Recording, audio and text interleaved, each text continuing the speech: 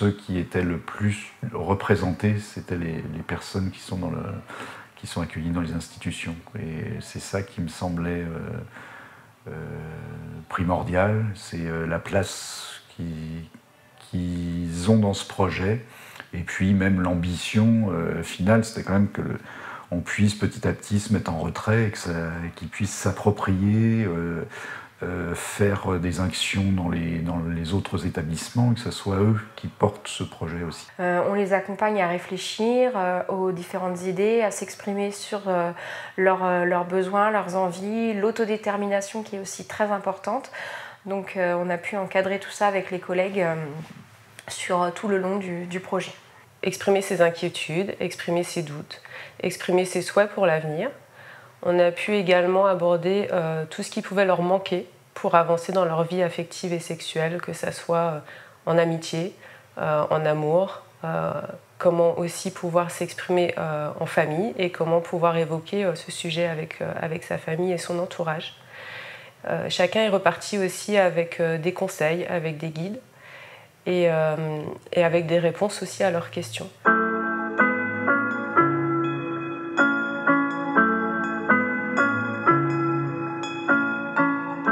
Elle s'appelle Virginie. Oui, on est amis, on s'est fait une amitié très, très proche. Alors, je l'ai rencontrée en formation avec Karine.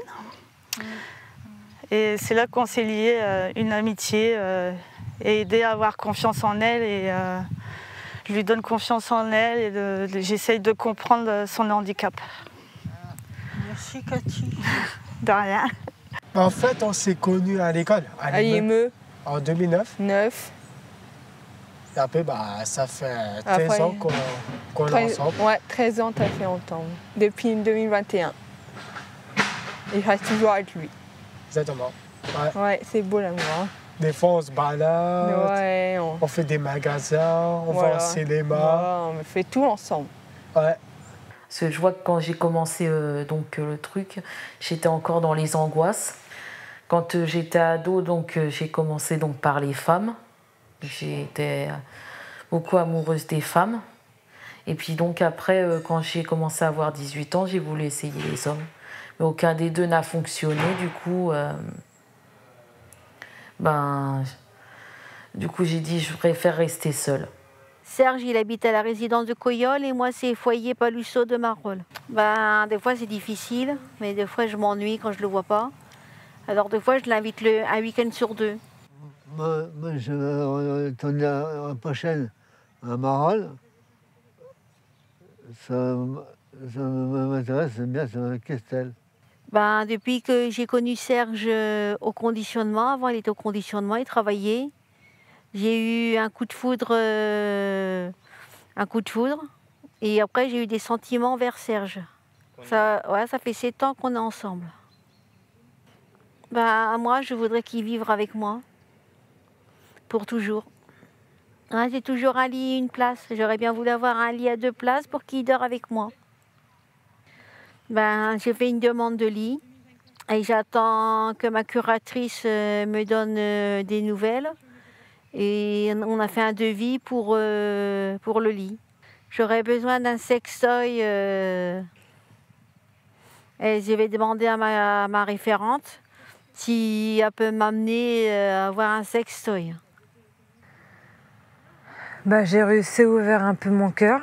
C'est-à-dire que si j'avais besoin de parler à quelqu'un, j'allais voir ma famille ou j'appelais ma mère par téléphone et puis j'en parlais à ma mère. Alors, un petit copain, c'est non. Mais par contre, c'est un peu compliqué à le dire, mais... Pour moi, je vais dire, franchement, pour le moment, je suis bien célibataire. Mais c'est vrai, comme j'ai dit tout à l'heure, j'ai dit à Clémence, ouais, j'ai un petit coup de cœur. J'ai 33 ans, j'ai un chat qui s'appelle Caramel, je vis dans un appartement. J'ai 32 ans, j'ai un appartement, voilà. Ça va faire 1 an, ça fait 1 an. Ça fait 1 an. Ça fait 1 an qu'on sort ensemble.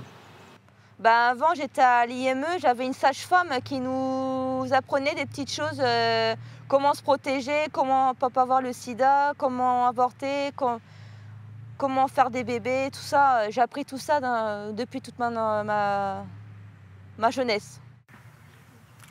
Les maladies sexuellement transmissibles. J'ose pas en parler. Courage. Parce que j'ai mon copain, il se protège pas en fait. Et donc ça me fait peur. Parce que bon, j'ai l'implant, mais ça me fait peur quand même. Ça fera 5 mois au mois d'octobre que je serai avec mon copain. Il y a des hauts et des bas comme dans tous les couples, mais on prend l'air chacun de notre côté, et puis après, on vient se revoir quand ça va mieux. J'aimerais bien pouvoir lui en parler, mais le truc, c'est que je trouve pas les bons mots, puis c'est pas facile. Moi, je sais que normalement, dans un couple, quand tu veux parler à une personne que tu aimes profondément, c'est de lui dire les choses gentiment, tu vois, puis que lui il puisse comprendre qu'il faut se protéger de temps en temps, parce qu'il peut y avoir n'importe quelle sorte de maladie, sur le sida, il peut y avoir pas mal de maladies. Et c'est vrai que se protéger, c'est très important, en fait. Et je suis d'accord avec elle, c'est pas facile. Ça fait 3 ans que je suis en couple avec Christopher, je vis au foyer. Oui, j'ai déjà pensé avoir des enfants. C'est pas facile du tout, je préfère attendre et je veux pas tomber enceinte maintenant parce que j'ai un moyen de contraction, je prends la pilule et j'ai pas envie de tomber enceinte et je veux tomber enceinte vers plus tard, ou je veux ou pas, je verrai bien.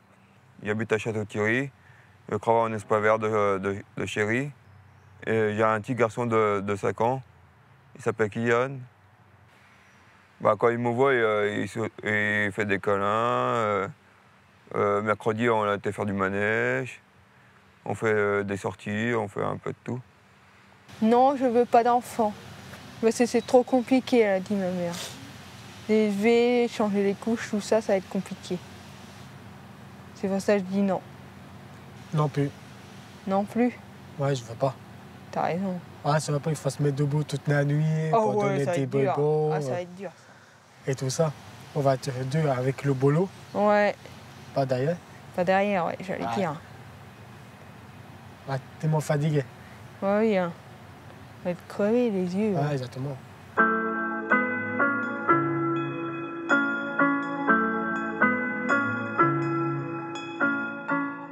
Au début, je savais pas. Et ça m'a appris beaucoup de choses au niveau de la formation.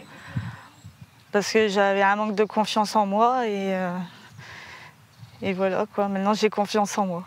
C'est bien avec ce petit comité, c'est qu'en fait on a des gens qu'on ne connaît pas dans l'ensemble de l'ESAT et qu'on a appris à connaître tout au long du projet. On a fait une formation, on a fait la formation, ça nous a aidés, ça nous a appris beaucoup de choses. Quoi comme formation? J'arrive pas à dire le mot. Ouais, moi aussi, j'arriverai pas à le dire. L'autodétermination. Oui, voilà. Choisir sa vie. Apprendre à savoir dire non. Apprendre à choisir sa vie, puis il y a aussi à dire non, oui ou non. Moi, donc, c'est l'autodétermination qui m'intéressait le plus particulièrement. Donc, on a essayé aussi d'en parler en équipe. Donc, moi, j'ai conseillé des lectures. Alors, c'est plus comment l'accompagnant ou l'aidant, quelle posture il a, comment il accompagne à l'autodétermination. Il y a une personne, moi, j'ai été surprise pour tous, mais il y a vraiment une personne qui a pu nous exprimer son parcours. Et moi, je la connais depuis le foyer d'hébergement et elle est passée ensuite sur le centre Habitat, où vraiment on la voit évoluer et c'est vraiment super positif pour son parcours de vie.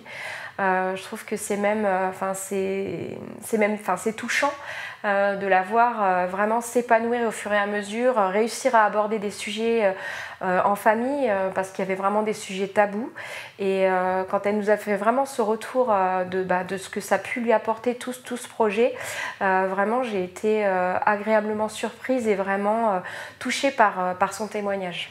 Dans le cadre de ce projet, avec la psychologue et en groupe de parole, nous avons travaillé avec les jeunes femmes, avec des supports santé BD, Et là, les jeunes femmes ont été très intéressées.